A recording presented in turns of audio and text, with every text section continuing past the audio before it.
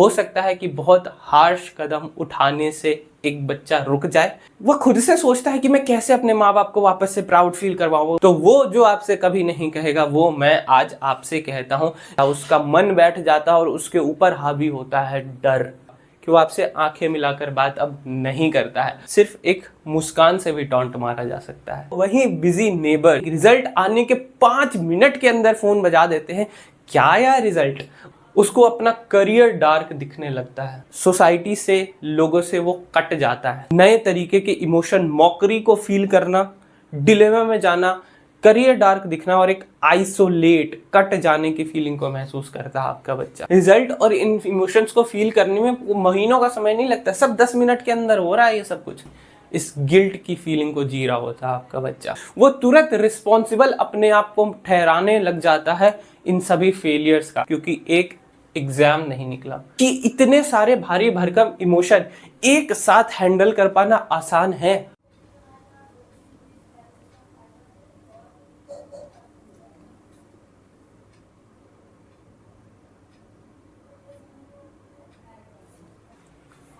मैंने एक वीडियो डाली थी जिसमें मैंने कहा था कि मैं एक ऐसे बच्चे जो JEE, NEET, UPSC, NDA, railway, इन सारे जैसे कॉम्पिटिटिव एग्जाम्स में फेल हो जाता है, उसके दिमाग में क्या चलता है। सक्सेस वाले के तो सब देख रहे हैं, पर ऐसा बच्चा जो उस एग्जाम को निकालने में फेल हो चुका है, उसकी साइकोलॉजी में उसके पेरेंट्स को समझाने की कोशिश करना चाहता हूँ। एंड आज मैं यही समझाना चाहता हूँ। आप इस बात को नोटिस कीजिएगा, अगर कोई रिसेंटली आपके घर में रिजल्ट आया है, मैं जो भी बोलूँगा आपको सब दिखने लगेगा कि रिजल्ट आने के पहले आपका बच्चा हंस रहा होता है, खेल रहा होता है, कूद रहा होता है, बिल्कुल ही एक नॉर्मल बच्चे की तरह एक्ट कर रहा होता है। एंड फिर आती है रिजल्ट की डेट कि आज रिजल्ट आने वाला है। एंड जैसे ही उसके सामने रिजल्ट आता है, उसके बाद आपको पता है क्या होता है। वो पास हो गया तो बहुत कुछ, लेकिन अगर वो फेल हो गया, सबसे पहले उसका दिल की धड़कन रुक जाती है। रुक जाती है मतलब बंद नहीं हो जाती, उसका हार्ट बैठ जाता है, उसका मन बैठ जाता है और उसके ऊपर हावी होता है डर। और उस डर के बाद वो कंप्यूटर स्क्रीन से अपनी नज़रें नहीं हटा पाता, और एक बार को हटा लेता है तो अपने माँ बाप से नज़रें मिला नहीं पाता। सबसे पहली चीज़ जो उस पर हावी होती है वो होती है डर, डर का इमोशन। एंड उसको डर इस बात का नहीं लगता कि उसके माँ बाप उसे मारेंगे, पीटेंगे। उसको डर इस बात का लगता है कि मैं उनको फेस कैसे करूँगा। आपके घर में अगर किसी बच्चे का कोई कॉम्पिटिटिव एग्जाम नहीं निकला होगा तो आप इस चीज़ को नोटिस करिएगा कि वो आपसे आंखें मिलाकर बात अब नहीं करता है। वो बच्चा जो छोटी छोटी बात पे अपनी माँ से लड़ लेता था कि मुझे ये नहीं खाना, मुझे वो नहीं खाना, ये दो वो दो, आप उसको खाना देने के लिए नहीं भी पूछते ना तो वो कोई कंप्लेन नहीं करता है। क्यों? क्योंकि वो आपसे नज़रें ही नहीं मिला पाता है। वो आप छोड़िए, अपने छोटे भाई बहनों से नज़रें नहीं मिला पाता है, क्योंकि वो फर्स्ट टाइम अपनी लाइफ में एक चीज़ सीखता है कि नुकसान सिर्फ बोल के नहीं पहुंचाया जा सकता, आंखों से भी पहुंचाया जा सकता है। बोल के ही सिर्फ छोटा नहीं दिखाया जा सकता, आंखों से भी छोटा दिखाया जा सकता है। सिर्फ बोल के ही किसी को टॉन्ट नहीं मारा जा सकता, सिर्फ एक मुस्कान से भी टॉन्ट मारा जा सकता है। आंखों में वो आपकी इस चीज़ को देख लेता है। मुस्कान जानते हैं कहाँ से दिखता है? एक ऐसा बच्चा जिसकी बर्थडे पे किसी का कॉल भी ना आया हो, लोगों ने उसको बर्थडे विश करना भूल गए हो, 2 दिन बाद मैसेज आता है कि बिलेटेड हैप्पी बर्थडे भाई, सॉरी मैं भूल गया था। बट वो वही बिजी इंसान, वो वही बिजी रिश्तेदार, वो वही बिजी नेबर्स एग्जाम आने, रिजल्ट आने के 5 मिनट के अंदर फोन बजा देते हैं। क्या यार रिजल्ट? उनको उसके रिजल्ट जानने में कोई दिलचस्पी नहीं है, वो सिर्फ मजा लेना चाहते हैं। वो आपके बच्चे को as a form of entertainment treat करना चाहते हैं। एंड आप उस बच्चे को डराने के बाद फॉर्म ऑफ एंटरटेनमेंट वो बच्चा बन जाता है। ये रही उसकी दूसरी साइकोलॉजी, एक डर और एक मजाक का पात्र बनना। नंबर तीसरी चीज, जब तक वो इस डर से थोड़ा सा उबरता है ना, उसके ऊपर एक और नया इमोशन आता है और वो होता है डिलेमा। अब आगे क्या? स्पेशली अगर वो बहुत ही ज़्यादा डेडिकेटेड बच्चा था, जैसे मैं एक जेई एग्जाम का एग्जाम्पल लूँ कि उसको जेई निकाल के इंजीनियरिंग करनी और अब उसका जेई नहीं निकला, अब मैं क्या करूँगा, इस डिलेमा में वो फंस जाता है। एंड उसके डिलेमा का आंसर देने के लिए उसको कोई दिख ही नहीं रहा होता, क्योंकि सब उसका मजाक बना रहे होते हैं, सब उसको उन निगाहों से देख रहे होते हैं जिसमें उसको छोटा फील होता है। उसको अपना करियर डार्क दिखने लगता है, उसको अपना फ्यूचर डार्क दिखने लगता है, क्योंकि कोई उसको हाथ थाम के बताने के लिए ही नहीं है कि फ्यूचर डार्क नहीं है। और उस बच्चे के दिमाग में क्या चल रहा होता है मैं आपको समझाता हूँ। आज इस वीडियो को बनाने की इंस्पिरेशन मुझे इस वाले कमेंट से मिली थी। इस कमेंट में वो बच्चा मेरे पास क्यों आया? एक हेल्पिंग हैंड ढूंढने के लिए आया। आप सोचिए कि वो बच्चा कितना डेस्परेट होगा कि उसको वो हेल्पिंग हैंड उसके पेरेंट्स में नहीं मिला, उसके सिबलिंग्स में नहीं मिला, उसके दोस्तों में नहीं मिला, उसके रिलेटिव्स में नहीं मिला, उसके दादा दादी में नहीं मिला।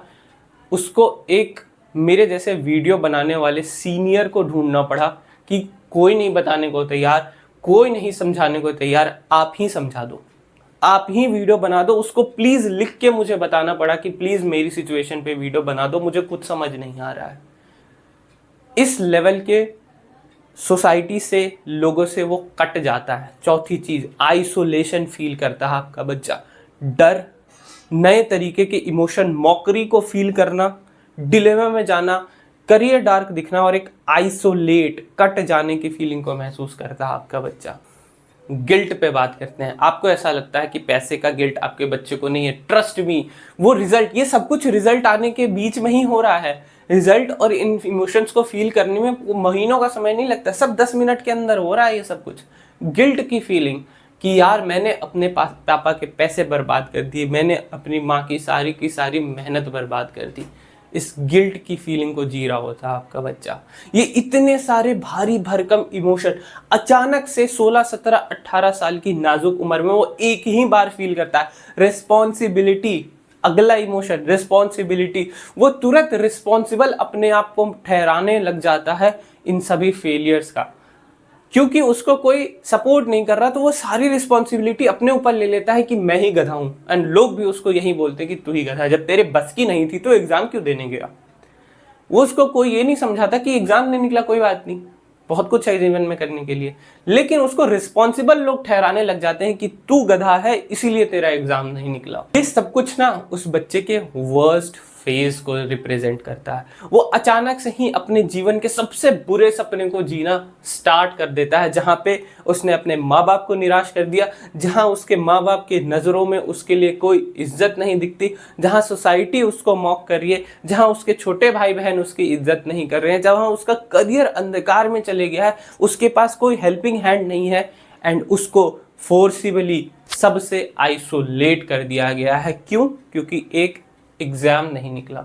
ये एक बच्चे के अंदर चल रहा होता है। आप मुझे बताइए कि इतने सारे भारी भरकम इमोशन एक साथ हैंडल कर पाना आसान है क्या? इतने सारे भारी भरकम इमोशंस एक साथ हैंडल कर पाना किसी के लिए भी पॉसिबल है? और फिर अगर आप उस बच्चे को जाके निकम्मा बोलेंगे, इसीलिए तो इंडिया में सुसाइड्स के केसेस इतने ज्यादा है। This is the dark reality. इसी के कारण ये इतने सारे इमोशंस एक साथ फील करने के बाद कोई हेल्पिंग हैंड उसकी तरफ नहीं बढ़ाता, कोई ये नहीं बोलता कि अबे छोड़ना एग्जाम ही तो था। लोग उसको क्या बोलते हैं? अबे छोड़ना एग्जाम ही तो था, नहीं निकला तेरे बस की नहीं थी। कोई इसको ये नहीं बोलता अबे छोड़ना एग्जाम ही तो था, नहीं निकला तो क्या हो गया, बहुत कुछ है करने को। ये हेल्पिंग हैंड नहीं मिलती है तो सिर्फ और सिर्फ मॉकरी, सिर्फ और सिर्फ ताने, ये मिलते हैं बच्चे को।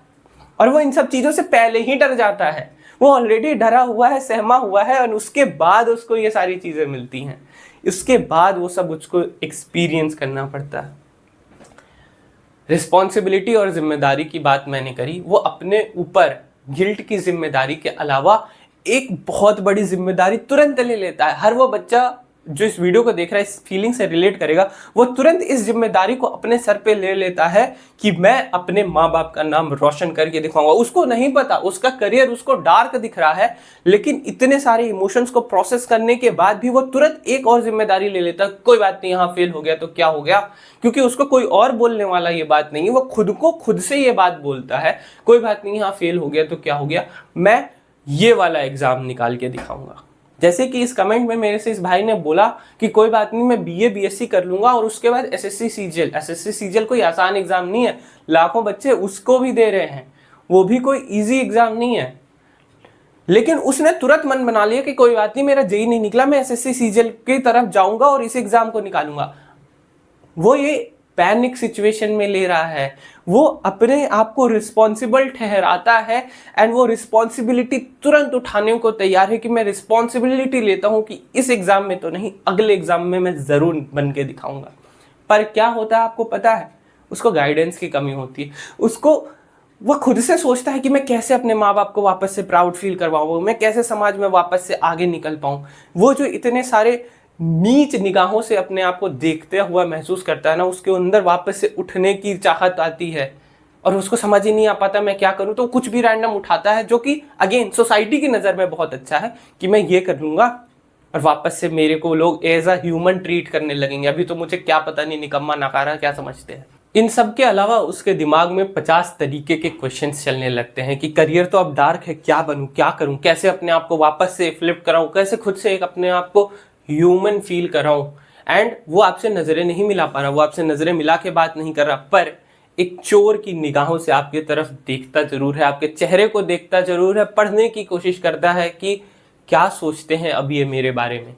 आप उसको खाने को बुलाएंगे 4 बार तो आएगा 1 बार। आप उसकी सबसे नापसंद चीज उसको बना के दे देंगे, वो खा लेगा और कुछ भी नहीं बोलेगा, क्योंकि वो अंदर से इन सब इमोशंस के बीच डेड होता जा रहा है। उसको डेड ना होने दें, उसको अपलिफ्ट करें, उसको एक नया जीवन दें, ये बोलकर कि कोई बात नहीं, साथ में फिगर आउट करेंगे कि अब आगे क्या करना है। तू अकेला नहीं है, तू इस लड़ाई में अकेला नहीं है, हम तेरे साथ इस लड़ाई में खड़े हैं।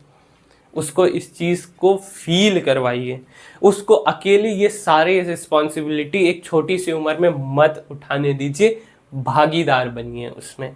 आपका बच्चा बहुत खुश होगा एंड वापस से अगर आप नोटिस कर रहे हैं कि उसकी लाइफ से स्पार्क जा चुका है, आपको वापस से उसकी लाइफ में, उसकी आंखों में वो स्पार्क दिखने लग जाएगा। तो ये है एक ऐसे बच्चे की आप बीती जो फेल होने के सिचुएशन से गुजरता है और वो आपसे ये बात कभी भी नहीं कहेगा, क्योंकि उसको ऐसा लगता है कि मैं फेल होके ऑलरेडी अपने माँ बाप पे बोझ बन चुका हूँ, मैं अपने दुखड़े सुना के दोबारा बोझ नहीं बनना चाहता। तो वो जो आपसे कभी नहीं कहेगा, वो मैं आज आपसे कहता हूँ। इस बात को समझिए और इस डायर सिचुएशन में अपने बच्चे के सबसे बड़े सपोर्ट सिस्टम बनिए, उसको अपलिफ्ट कीजिए एंड उसको समझाइए कि ये जो इतने सारे इमोशंस को तू फील कर रहा है, फील करने की ज़रूरत नहीं है, साथ में तू अकेला नहीं है, हम साथ में इस सिचुएशन को फिगर आउट करेंगे एंड तेरे लिए यहाँ से जो बेस्ट है उसको निकाल के लेकर आएंगे टुगेदर, साथ में। आई होप आपको मेरे थ्रू बच्चे का पर्सपेक्टिव समझ में आ गया होगा कि एक बच्चा जो किसी कॉम्पिटिटिव एग्जाम को क्लियर करने में फेल हो जाता है, उसके अंदर क्या चल रहा होता है। अगर वो सहमा सहमा अपने रूम में बैठा है, आपके 4 बार बुलाने पे आवाज़ नहीं दे रहा है, तो वो क्यों नहीं दे रहा है, आई होप अब आप समझ गए होंगे। तो प्लीज़ अपने बच्चे से जाके मिलिए, उसको गले मिलाइए, उसको समझाइए कि अपन साथ में है, कोई डरने की बात नहीं है, सारी रिस्पॉन्सिबिलिटी अकेले नहीं उठानी, हम सब कुछ बांट के चलेंगे और अब यहाँ से तेरा करियर ख़त्म नहीं हुआ है, एक नया शुरुआत इसको मिल जाएगा। आई होप आपको वीडियो अच्छी लगी होगी। इस वीडियो को ऐसे पेरेंट्स, ऐसे हाउसहोल्ड, ऐसे बच्चे के साथ ज़रूर शेयर कीजिएगा जो हो सकता है इस सिचुएशन में अभी फंसे हैं, उनकी बहुत ज़्यादा हेल्प हो जाएगी ना। आपके एक शेयर से हो सकता है कि बहुत हार्श कदम उठाने से एक बच्चा रुक जाए। एक बच्चा जो डिप्रेशन में जा सकता है, वो उस डिप्रेशन में जाने से बच जाए, क्योंकि अब उसके आसपास के लोग उसको हाथ देकर अपना हेल्पिंग हैंड बढ़ाकर उसको उठा लें। क्योंकि मैं स्क्रीन से कितना हेल्पिंग हैंड बढ़ा पाऊंगा, मैं आपको बता रहा हूं, आप अपना हेल्पिंग हैंड बढ़ाएं और देखिए कि वो कैसे उस हेल्पिंग हैंड को पकड़ता है और कैसे सक्सेस की ऊंचाई तक पहुंच जाता है। आज आपका हेल्पिंग हैंड उसको आगे की लाइफ की सक्सेसफुल जर्नी में बहुत हेल्प करेगा। इस बात को प्लीज़ समझिए। वीडियो अच्छी लगी हो लाइक कीजिएगा, अपने बच्चे से ज़रूर बात कीजिएगा और ऐसे हाउस होल्ड्स में शेयर ज़रूर कीजिएगा जहाँ पे इस शेयर की कीमत बहुत ज़्यादा होगी।